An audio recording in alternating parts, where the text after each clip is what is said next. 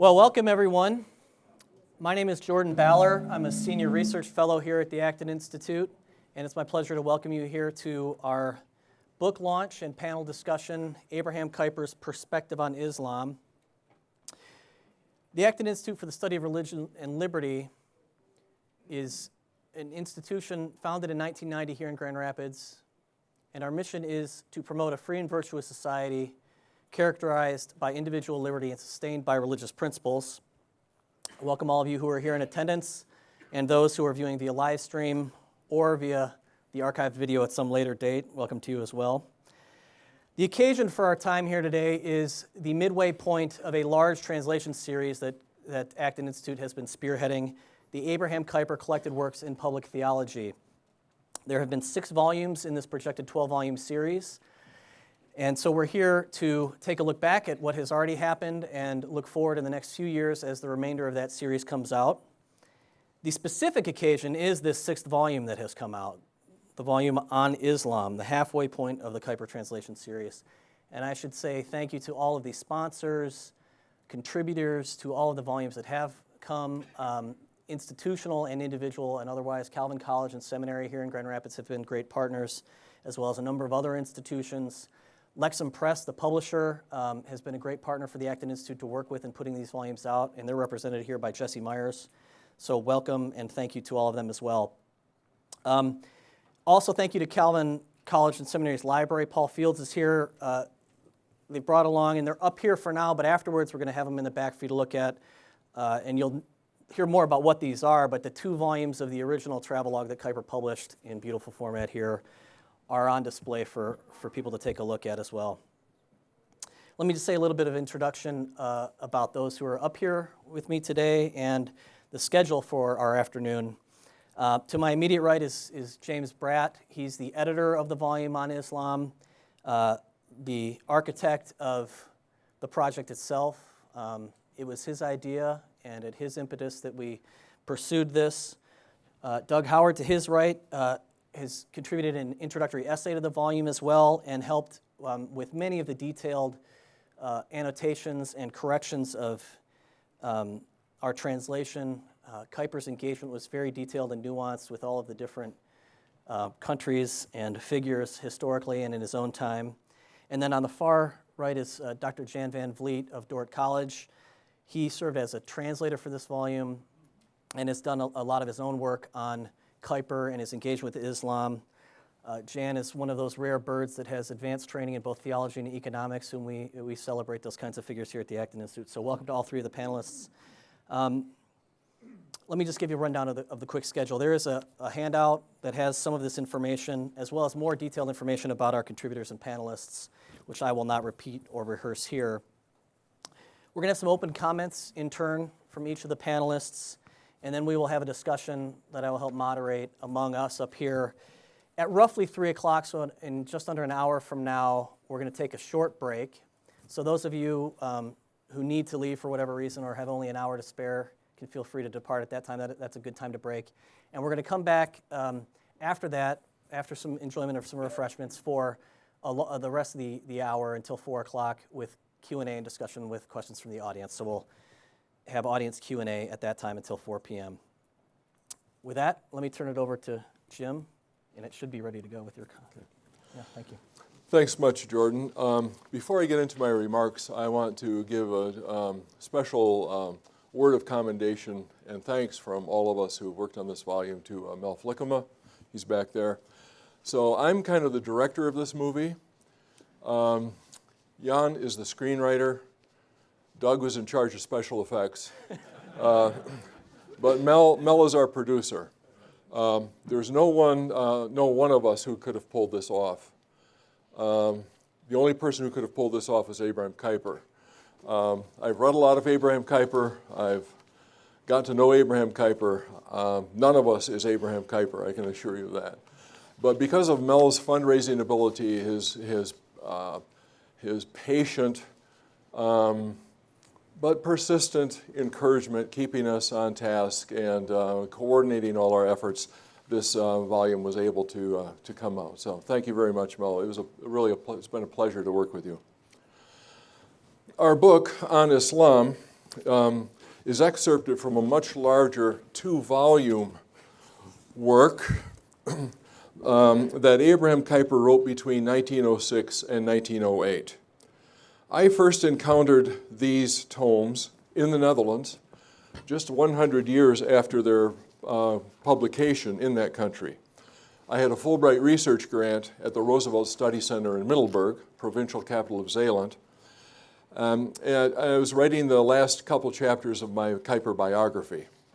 As usual, my research required me to plow through more big tomes.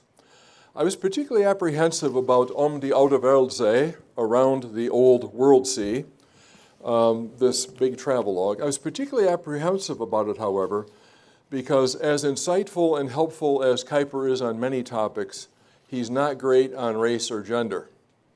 So I was facing 1,050 pages recording the opinions of an ardent European Christian writing about people of a different religion, different skin colors, with a less developed technology and lower material standards of living, and all this at the heyday of European imperialism.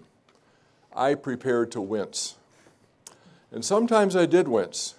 Doug might give you some more examples of why that was so. Kuyper was not immune to racial hierarchical thinking or imperialist attitudes. But frankly, I winced much less than I had feared. And I smiled and I pondered and appreciated Kuyper's insights as I read along quite a bit more. I liked the book, first of all, that Kuyper speaks in these pages in different tones than is the case in many other works of his, where he's operating as a polemical theologian, as a church leader justifying this or that position in the conflicts of the day, or as a political party chieftain mobilizing troops for the upcoming election.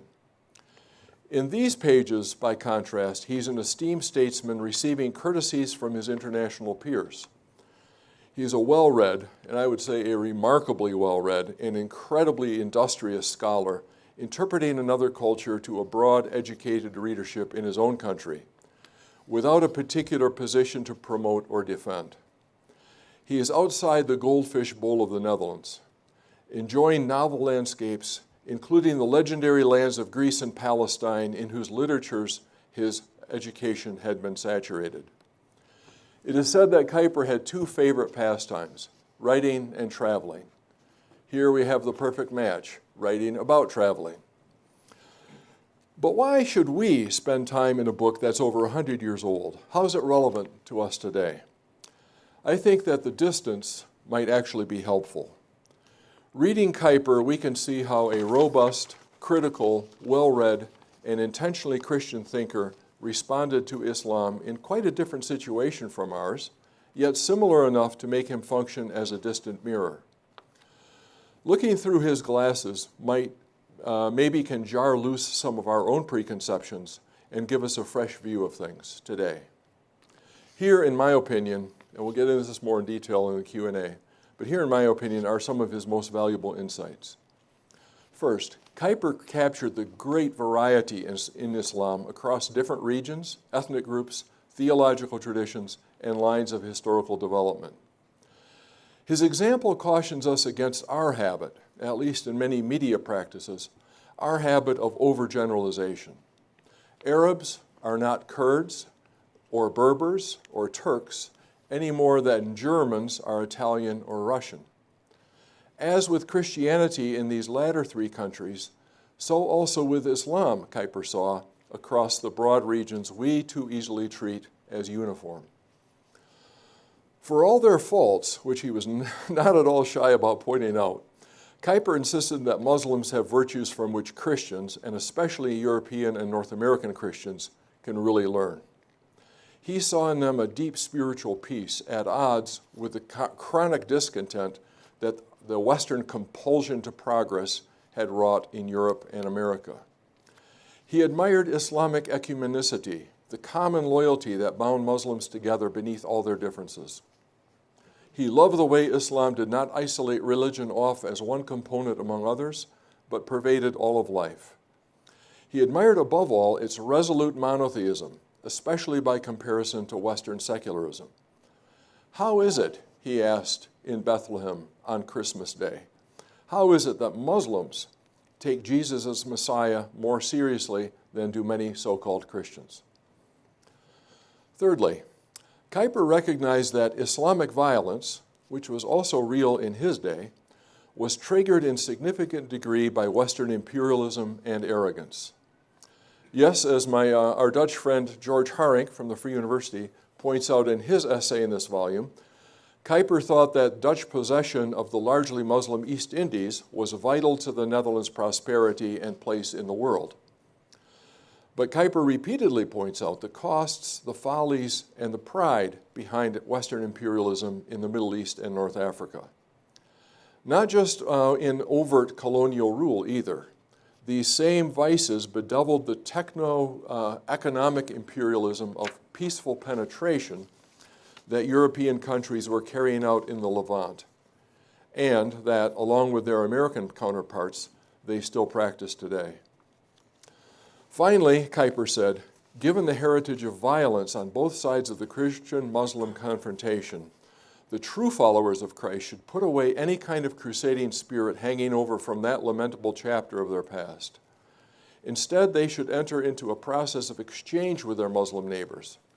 In that process, he hoped, each side might lend the other its particular gifts so that both would come away richer for the interaction. My takeaway from having worked on this project is this, that in Kuyper we have a great visionary thinker from whom we can gain some vital counsel on many pressing issues of our time. When spotting his flaws, we can look for our own blind spots.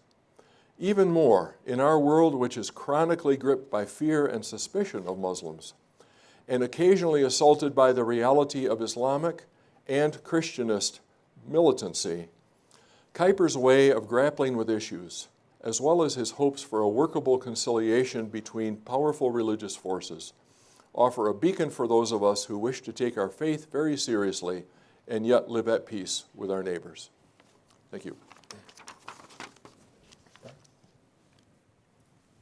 I come to Kuyper on Islam from three angles of interest, so I want to talk personally about that too. First angle as someone interested in Abraham Kuyper. Second as someone interested in interfaith relations. And third is someone interested in the history of the Ottoman Empire. So first, I come at this project from an interest in Abraham Kuyper. Some of my most formative experiences as a youth came in a Muslim society. I didn't understand Islam at the time or study it, but what those experiences gave me was a fundamental bedrock understanding that Muslims are simply people. When I came to Calvin College, an older colleague, Frank Roberts, suggested I needed to think a little more systematically about how a Christian person such as myself approaches another religious tradition. At that time, as a young faculty member, I was housed in Bert de Vries's office, while Bert was on a 2 or 3 year term as director of the American Center of Oriental Research in Jordan. I'm pretty sure that Bert had that book on his shelf. I didn't read it. I couldn't read the Dutch. But Bert and I did, from time to time over the years, talk about what a valuable thing an English translation of it would be. I did, however, at Frank's behest, read the lectures on Calvinism, the published version of the Stone Lectures that Abraham Kuyper delivered at Princeton Seminary in 1898. And especially the second lecture, Calvinism and Religion, gave me the basic vocabulary that I still use today to describe and process my experiences and to build a theoretical understanding of other religious traditions. I know that language that Kuyper used is not Kuyper's alone. It's older. It comes from John Calvin and before him from St. Augustine. But Kuyper's where I first encountered it. So common grace, the idea that it's God's grace that holds the world together and makes the good life possible for all humanity without distinction. Semen religionis, a Latin phrase meaning the seed of religion. The idea that God implants in human nature the real essential religious expression. Or sensus divinitatis, another Latin expression, meaning sense of the divine, the idea that God, as Kuyper put it, strikes the chords on the heart of the human soul. So my interest in Kuyper brought me to this project. and made me enthusiastic about it. But I also came at the project from an interest in interfaith relations. These days I work in interfaith relations in my personal life with friends and colleagues and neighbors who are Muslims, Jews, Hindus, Buddhists, Baha'is, Sikhs, atheists, and no faith in particular. It's urgent for community life today that we learn about and understand each other's traditions in an honest and charitable way. And it's important that we develop a theoretical grounding for that work. In this regard, I found Abraham Kuyper's travelogue at times a disappointment, which means that Kuyper was not a 21st century American. But I am, and I'm reading it.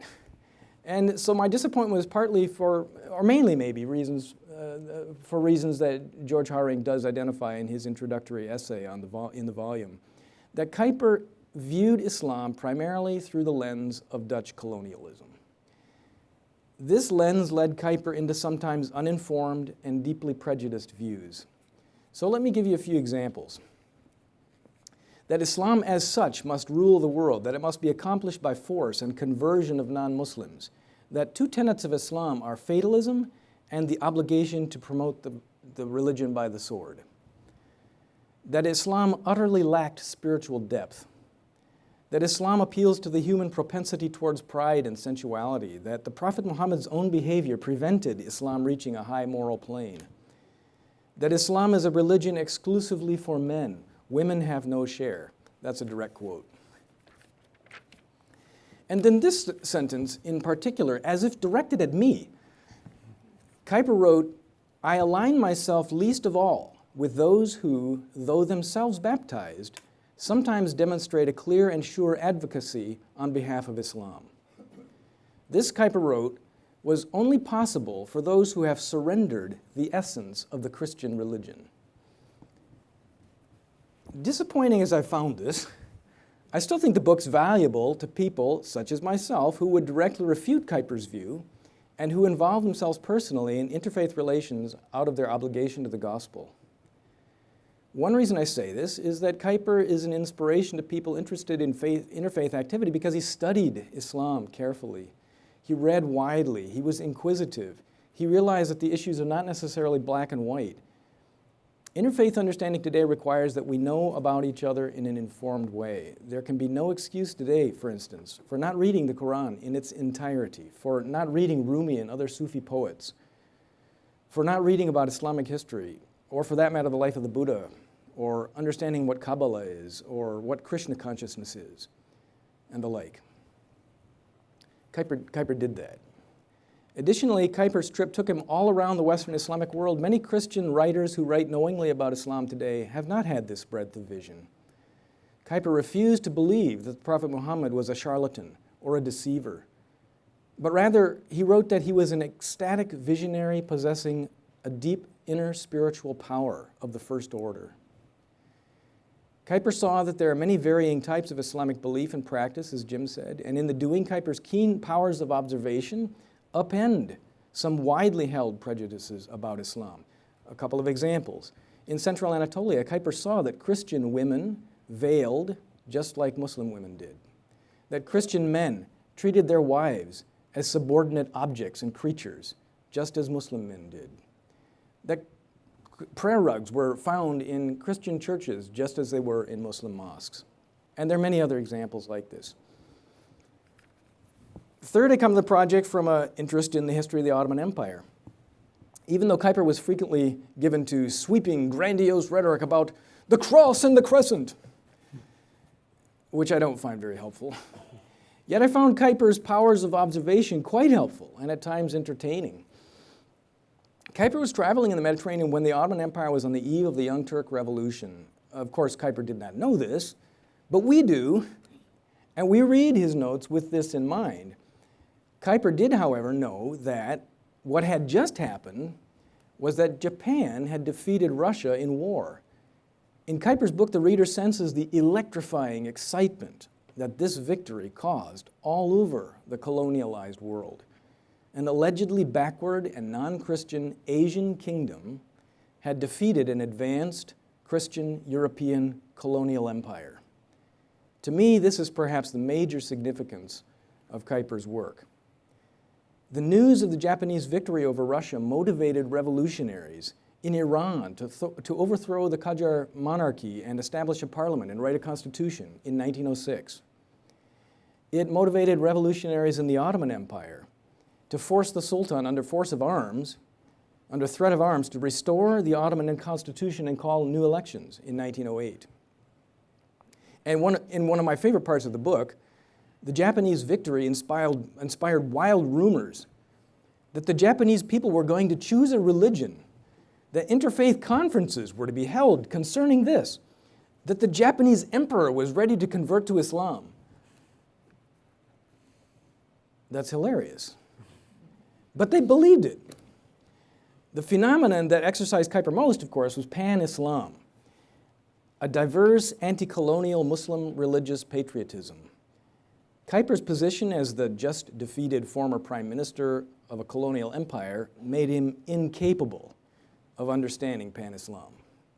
Nevertheless, his notes about it are interesting, as is the whole book. Kuyper didn't understand everything, but he understood a lot.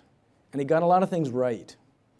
Even where he didn't, even where his perspective is very different than my own, the book has great historical and instructive value.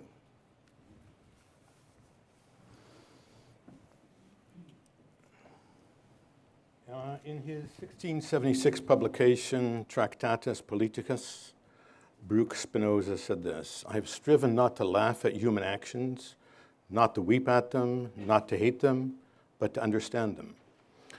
This sentiment, I think, aptly describes Abraham Kuyper's sensibility as he engaged the world of Islam at the turn of the 20th century. But that's all he borrowed from Spinoza, for Kuyper had devoted his life, as you know, to opposing those very Enlightenment principles for which Spinoza was laying the groundwork. Here, Kuyper's frame of reference. If religion is a fellowship between God and humanity, then it necessarily follows that in the incarnation of him who was God himself, this fellowship has reached its absolute and most universal character, which cannot be improved upon, unquote. Jesus is the unsuperseded telos, or end of all revelation, while humanity's end is to be conformed to the likeness of this Jesus. This means pursuing the chief end, the kingdom of the Christian theistic God, and seeking to inculcate every culture and people with transformative kingdom principles.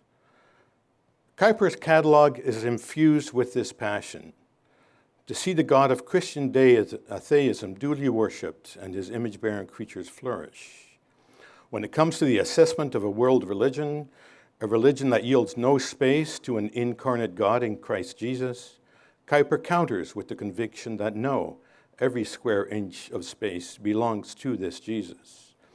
His engagement with Islam demonstrates balance, careful nuance. It certainly bears traces of his own situatedness. He most certainly observed the great religion of Islam through the spectacles of the Christian faith. But at times, the lens of European imperialism colored his view. Further, he could be highly self-critical of the European culture he also represented. But at other times, his views and assessments of Islam appeared knee-jerk. Kuyper engages Islam and its distinctive cultural expressions as observed in the religious, political, economic, domestic, societal, and intellectual spheres, and then the concretization of these expressions in the mosque, the tomb, the home, the factory, the public square, school, art, architecture, high society.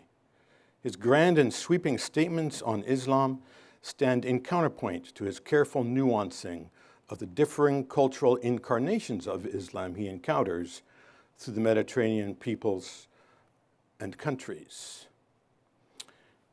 He comments on gender relations. I'll give an example. He notes Islam is a religion, quote, exclusively for men, unquote, and that Muhammad maintained, quote, the woman is a field man plows for pleasure, unquote. Kuyper reacts to this highly attenuated understanding of the fullness of humanity as created man and woman. Yet he carefully notes the different views on women exhibited by varying Mediterranean cultures when it comes to education, place in high society, place in the home, and even in the harem. Some cultures traffic in girls, as in commodities and currencies. Others defend their women fiercely, severely penalizing to the point of death any male who shows a female disrespect in the slightest way. He observes the tension that exists on the topic of divorce, even in the mind of Muhammad himself, who on the one hand said, Allah condemns divorce, while on the other ruled that, quote, all divorce is lawful unless it originates from someone mentally deranged, unquote. Most poignant of all is his narration of the Christian community's adoption of this low view of women as evidenced in extreme expressions of male superiority and domination in the Christian church and in the Christian home, as we've just heard. Kuyper commends Muslim scholarship. The life of the mind had its earliest origins with the Arabs who mastered scholarship and science, centuries before what is considered the more civilized and superior Europe. Schools were connected to mosques, ensuring the infusion of religion and education. The university in Cairo, Al-Azhar, represented the peak of Muslim scholarship, still commanding respect in the early 20th century. He admires Fez, Morocco, a city of refined culture and intellectual achievement, a successful fusion of faith and learning. In contrast, he paints a dark picture of the ancient Christian church. It was philosophical wrangling, legalisms, rationalistic argumentation, and sectarian divisions that spelled the end of Christianity in the Mediterranean, which, building slowly but surely on the missionary successes of St. Paul, had taken 4 centuries to develop.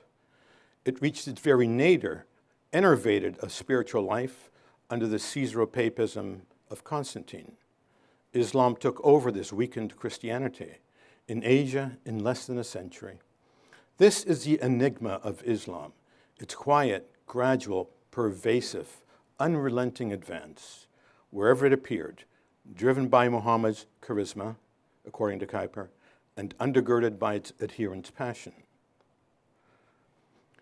Different views of Christian theism and Islam on the nature of God, transcendence and immanence, the implications for faith and life of humanity created in God's image, and a mandate for kingdom work.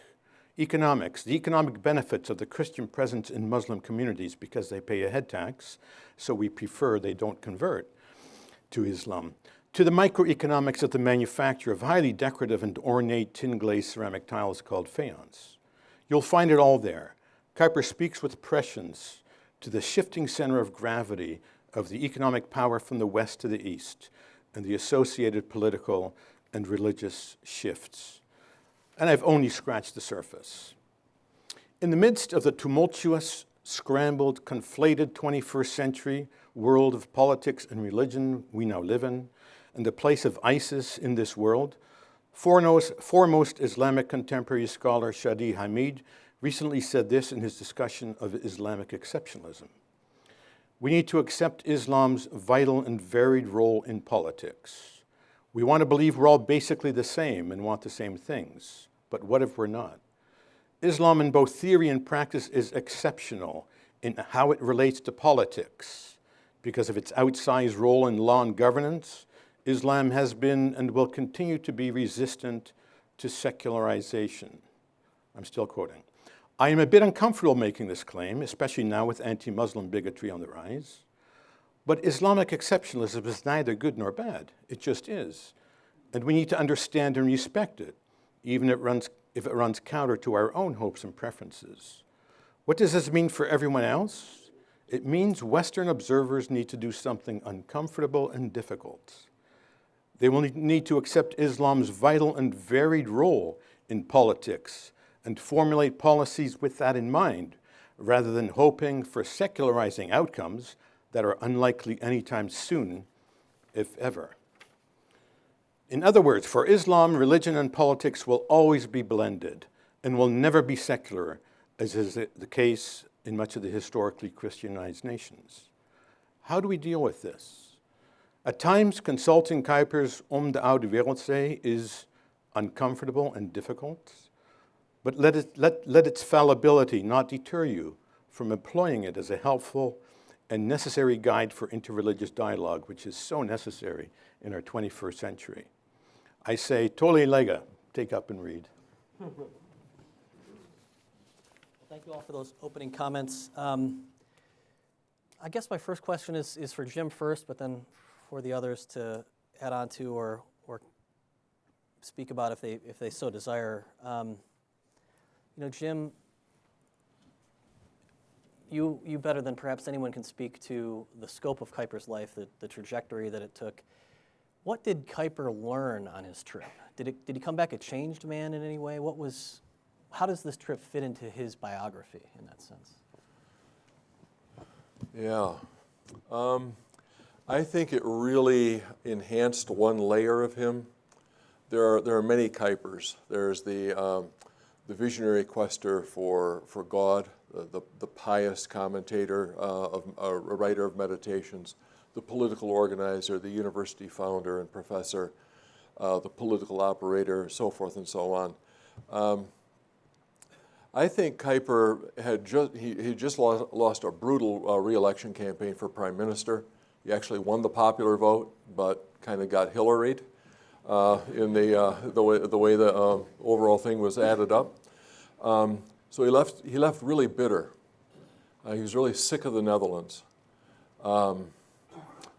He then could step back and relax and take a broad view on the international scene. He didn't have that many axes to grind. He always had a point of view, but he didn't have an axe to grind.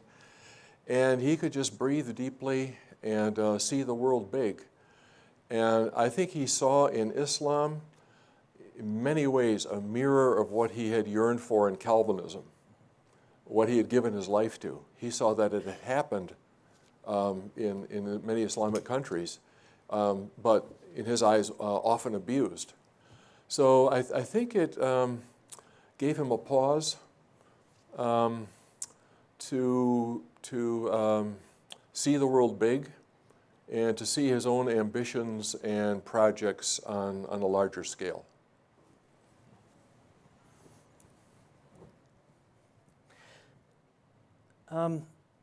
I had a question for Doug, but I mean, you basically answered it, I think, in your opening statements. It was basically, what did Kuyper get right and wrong about Islam? A follow-up question to that might be, certainly on this one level, Kuyper has this idea that there's an inherent clash between Christianity and Islam. And not just at the theoretical religious level, you might say, but at the civilizational level. There's an inherent kind of conflict of civilizations between the Christian West and the Islamic world. At the same time, Kuyper is, it seems to me, within his own context, is struggling towards articulating a principled basis for how people who have radically different worldviews can live together. Are there hints of this that you found in the work? Maybe part of what Kuyper gets right about Islam that have some contemporary relevance? I mean, obviously the Netherlands itself is representative of what we could call the larger West struggling with this question of integration and assimilation to the extent that those things are necessary in a modern world. Is Kuyper incoherent at this point or inconsistent? Or, I mean, is there a way that he's both this kind of clash of civilizations figure and a principled pluralist? Or provides us resources for one or the other? It was such a different time, right? Jim would know better, but I don't know if Kuyper foresaw that Euro-American societies would become so diverse. For him, Islam seemed to belong to a certain world geography, and the borders, weren't very often crossed. Whereas today, not just in Amsterdam, but in Grand Rapids, we have such diverse communities with everybody living together. That's the way it is. I don't think Kuyper foresaw that. But then Kuyper, I was talking about this with Jim on the way over, was a 19th century thinker, so he thought in big, broad strokes about architecture of thought and society and civilization. So it's not surprising to see him thinking in terms of Islamic civilization and Christian civilization, and at times he saw those two as allies against the thing he really feared, which was Asian, not Asian, animism or non-religion. And then other times he had these huge generalizations like the cross and the crescent that he employed quite frequently. But that's just a different style of thought and a different style of writing than we would employ today. There are times, especially in his conclusion, where, but all along through the book, where he says that Christianity, or the West, maybe almost the post-Christian West, really needs a lot of the, or should have, many of the qualities that Islamic civilization has to offer. So I would say they're contrasting civilizations in his mind, sometimes clashing, sometimes, as I said at the end of my remarks, potentially in a very valuable trade with each other, very valuable exchange. And all through this book, if you, as you read it, you'll notice that he's ping-ponging back and forth between what Doug just talked about, the high, he's flying over at 30,000 feet and seeing these big blocks moving on the map down there or facing off against each other. But then he's right down on the ground looking at this particular neighborhood in Fez, in Morocco, and just loving it. Going crazy in the Alhambra, just rapture of the Alhambra. Exploring the grottos beneath Bethlehem, and reflecting on Christian theology, literally in the shadow of the manger. So this is one of the challenging things about Kuyper, has always been for me, in trying to understand him. A really sharp, keen observer, we can appreciate. The thing that we're drawn to is also this grand architecture that sort of inspires us, and then we say, whoa, it's more complicated than that, but it prompts you to think. So Kuyper intends a counterpoint in this book, but he also gives away counterpoints that maybe he wasn't conscious of, and just read them that way. Yeah, I would say that. I think it would help me as a translator to have translated and digested the conclusions first, because I think there he shows most balance, and I think there he shows what the hope of Christianity is, right? That it is, evangelizing, may or may not be successful, but then he does talk about the principle that we read in Scripture, that we are rewarded for our efforts, right? And that it's not numbers. He said it's unlikely in today's world that proselytizing Muslims in the Christian community will have as much success as Christian proselytizing in Muslim communities. So there is this counterpoint and this balance. But then he says ultimately, we need to do our Christian missions. And no, here is the way we should do it. Not by being poor Christians ourselves and not fighting over space, which historically the three Christian streams coming out of the New Testament have done, right? And he identifies them, Christian, Eastern Orthodoxy, Roman Catholicism, and then Protestantism, right? He said we're competing for space and we're fighting with each other. What kind of a witness is that?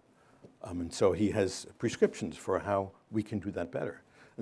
And then go into sort of the counterpuntal nature, it would have seemed to me, that you see in the various cultural expressions of Islam in the Mediterranean basin that he encounters, and then read Enigma and the danger of Asia last. So Jan just mentioned a couple of the chapter titles that are included. I guess we were saying that it's probably about a third of this overall work that's in the published English translation. So it's a partial translation of the whole thing, selected for its relevance to the topic. We'll get back maybe to the architecture of the text itself. I do have a question for Jan as well as the rest of you, following up on that, because one of the things I'm hearing from the comments so far is that there's a sense in which Kuyper sees in Islam a positive challenge for Christianity. There are definitely things positively to learn from it. And one of those things, it seems to me, is that as Jan was saying at the end of his opening comments, it's inherently anti-secular, at least in the negative sense that Kuyper would say, that is, religion is somehow hermetically sealed off from some part of life. And Islam is constitutionally opposed to that, as is Calvinism for Kuyper.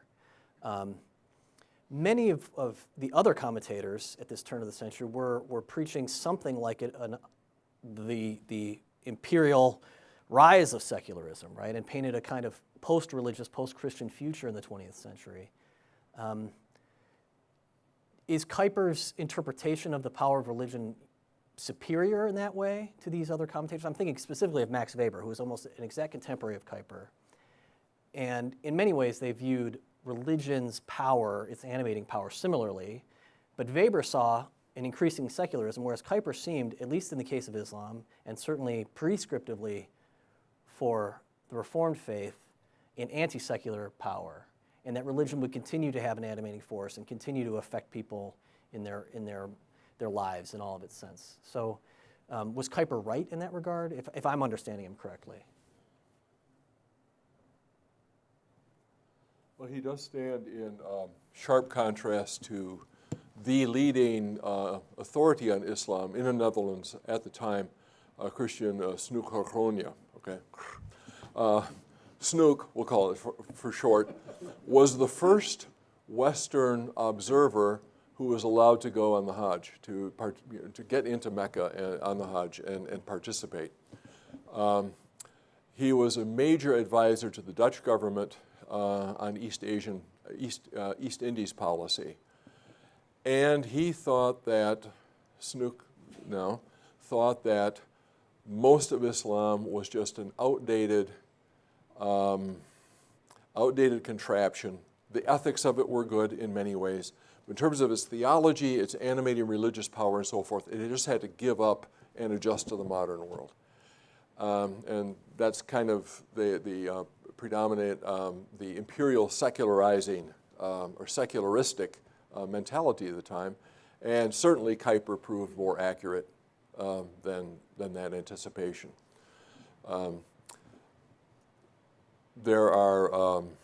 His worry was that secularism would increasingly sweep, not secularization, which he liked, let's say taking things out from beneath the control of the institutional church, but secularism as a materialist, naturalistic philosophy, all we see is what all that there is what we can see. He thought that was increasingly going to sweep Western Christianity. And at least so far as Europe is concerned, and now increasingly in the United States, that fear came true too. I don't know that Kuyper was always accurate. So, for instance, he spends a good part of the book worrying about pan-Islam and what that means. But the two revolutions that broke out immediately after his return to Europe, the two that I mentioned, one in Iran and one in the Ottoman Empire, neither one of them were Islamic revolutions at all. They were secularizing. And both succeeded.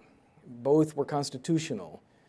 And the Ottoman Empire, perhaps more than the one in Iran, was or became, in certain mouths anyway, anti-religious. But typically, I think it took a secularizing approach. In other words, it wasn't against religion as such, but saw religion as not belonging in the public sphere, not belonging in government. So it's ironic that Kuyper worried during the whole trip and wrote extensively about the fear of Islamic revolution and thought that Islam was, by its very nature, unable to separate politics and religion, but the revolutions that immediately took place did not bear that out. So Jan, as you mentioned, one of the titles of one of the chapters is the Enigma of Islam. We could talk about that and what Kuyper thought was so challenging to Islam as an interpretation, but as a translator, what was some of the enigmas that you ran into with Kuyper? Kuyper himself is a bit of an enigma. The enigma of Kuyper's understanding of enigma. Enigmas all the way down. Yeah, that popped up all over the place. And at one time I'm shaking my head thinking, what actually does he mean? I think ultimately, he begins with the speed with which Islam destroyed Christian thought when it came on the horizon in the 6th and 7th century. And he's saying, right, that that's already on the heels of a Christianity whose thought and spiritual life had been enervated through basically the ecumenical councils. That's what he's referring to. And that, there is a vacuum there, there's a hole, there is a gap, and that was quickly filled by a world religion, a strong religion, who held their leader in such esteem and who had such strong adherence to the faith that they believed in and practiced. So in less than a century, I think in George Herring's introduction, he says just over 50 or 60 years, something which took 400 years to build has been destroyed and has disappeared. So that to me, at bottom line, is the enigma that we're talking about here. But there's so many different angles to it. But even there, I don't know that he was really accurate, and he did observe actually in the Ottoman Empire that there were strong Christian communities that survived those centuries, and in the Ottoman population data that were being collected while Kuyper was in the field, the Ottoman population was still only 74% Muslim, and that was after a lot of migration and warfare had driven Muslims into the empire and Christians out of it. So it was as Muslim as it had ever been in its history, and it was still less than 3/4. So he's aware that strong pockets of Christian societies survived. In Palestine, for instance, more than 20% Christian until the 20th century. So I don't know, sometimes I think it's a widely held view at his time, but sometimes he exaggerated the extent and the speed of the Islamic transformation as if to reflect upon the supposedly decrepit state of Eastern Christianity at the time. Well, and interpretively, he can always say those communities existed, but they didn't have world transformative influence anymore. They were sidelined and marginalized, right? So they had survived, but they didn't exercise the kind of vibrant, vigorous Christianity that he envisioned, thought they should, and so that they weren't having the kind of influence that they ought to.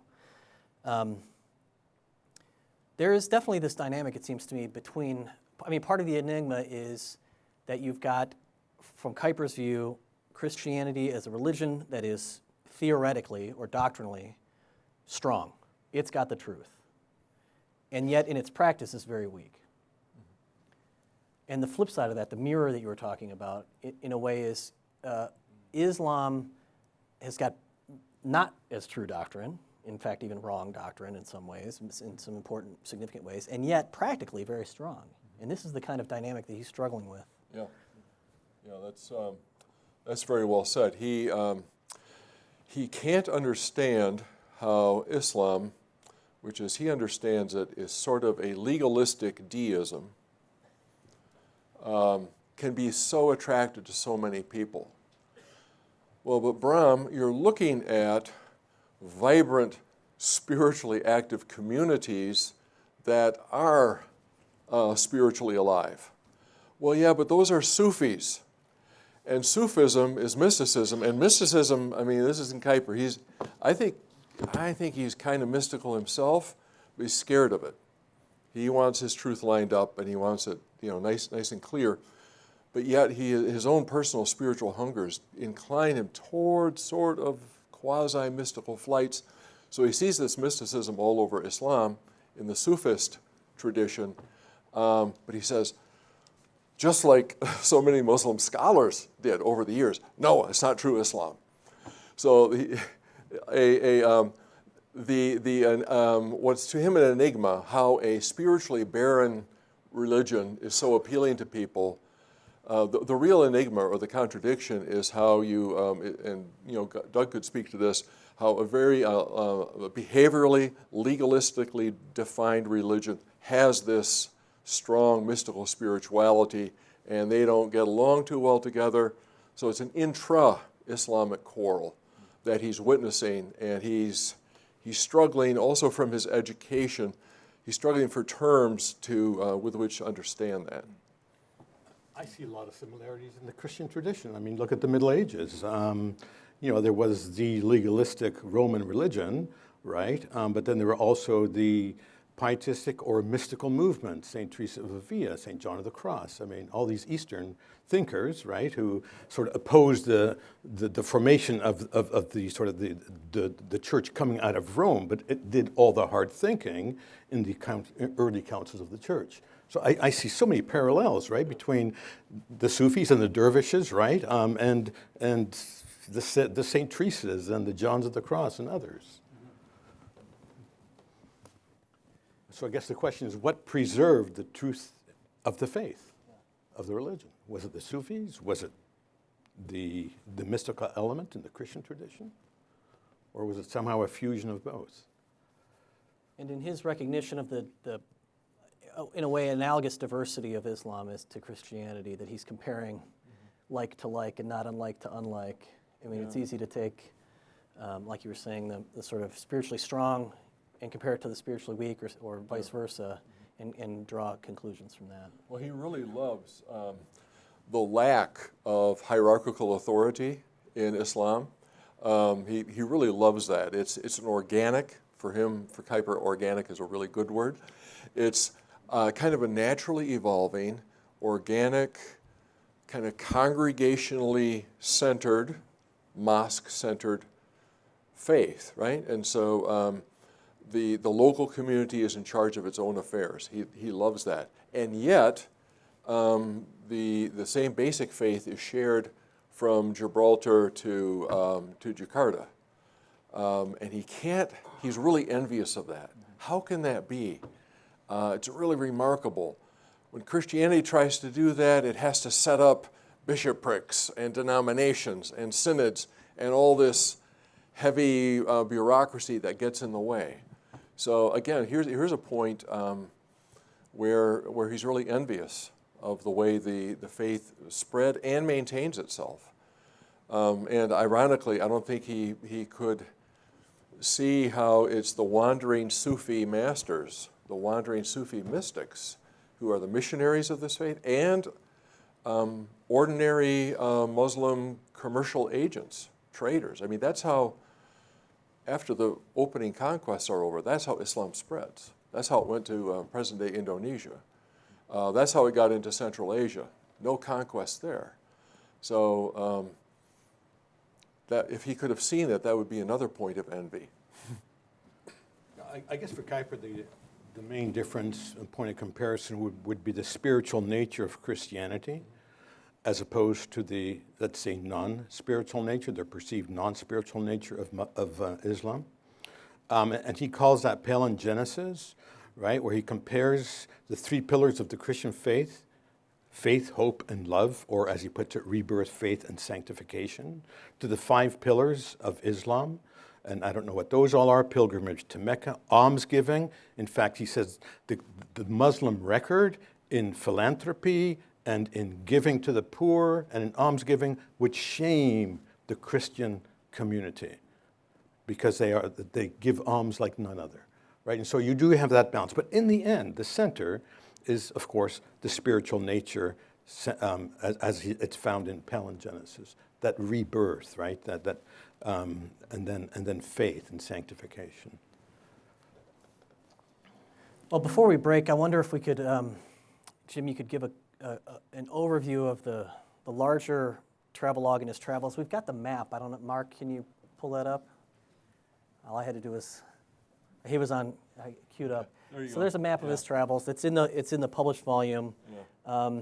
Talk a little bit about that, and then what elements of this larger 1,000+ page travelogue are in the version that we put together. So, he's just been defeated for re-election. He leaves in a huff, very bad manners. He doesn't wait for the next prime minister cabinet to be installed. He goes to the baths. This was his his annual practice, his summer vacation, was to go to the baths in Germany and would just sit in the spa and relax, because he's been, working 18 hours a day for the previous 300 days. In Bad Kissingen, the ancestral town of Henry Kissinger. Then he kicks around northern Italy for a while. He always loved to go through the Alps. He climbed every mountain range across Europe. And then to Vienna and so forth. The travelogue in here really starts in Romania, which is a very new state, recently carved out of the Ottoman and Austria-Hungarian Empire. And then he wants to go to Kiev. He wants to go deep into Russia.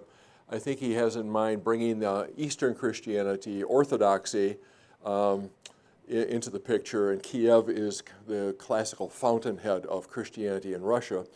But he's barred from doing that by yet another revolution in the year 1905, which is the revolution in Russia, coming in consequence of their defeat by the Japanese in that war.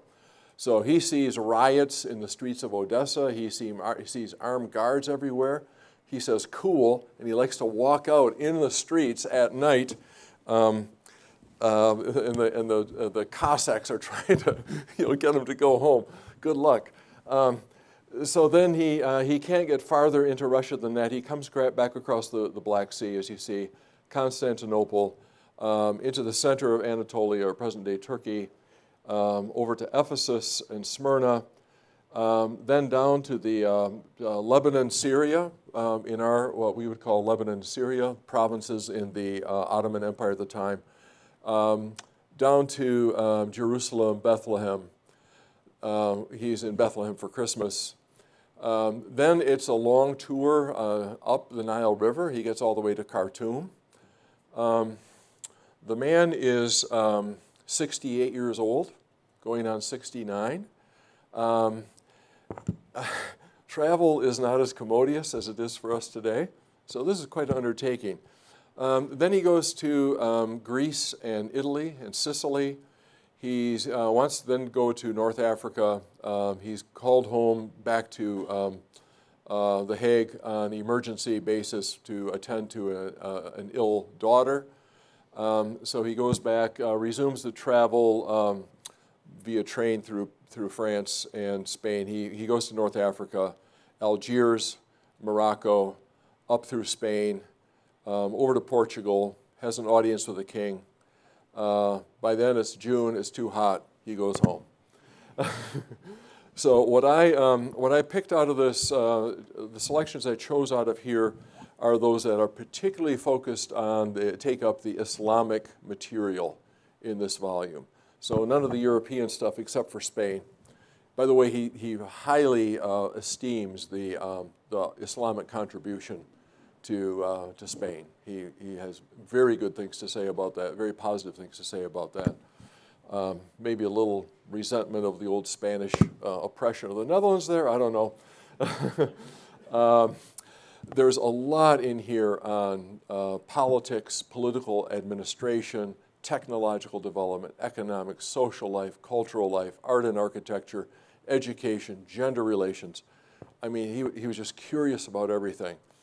I extracted the religious material as such, and then some of the other domains around it, the architecture, the educational implications, some of the politics, and so forth.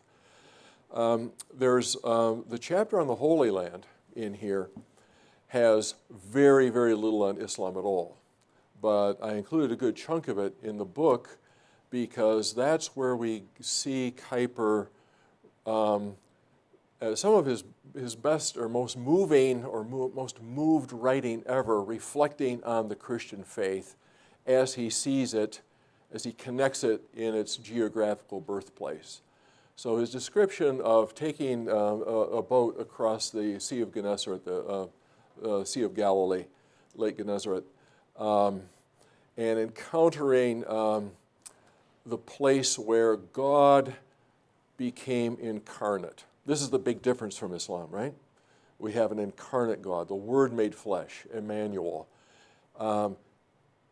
he luxuriates in the geography of that. He says Protestants have overreacted against the Catholic veneration of places. We have to recover some of that, he said. God could have been incarnate anywhere. He did it here. The piece on the Mount of Transfiguration, wonderfully historicized from the scriptural account. Skulking around in the grottos below Bethlehem, where the manger might have been and so forth. He's just, this is one thing in his personal development, he allows himself to feel the vibe. He allows himself to just stay in the emotion for a while rather than, as usual, rushing to rationalize.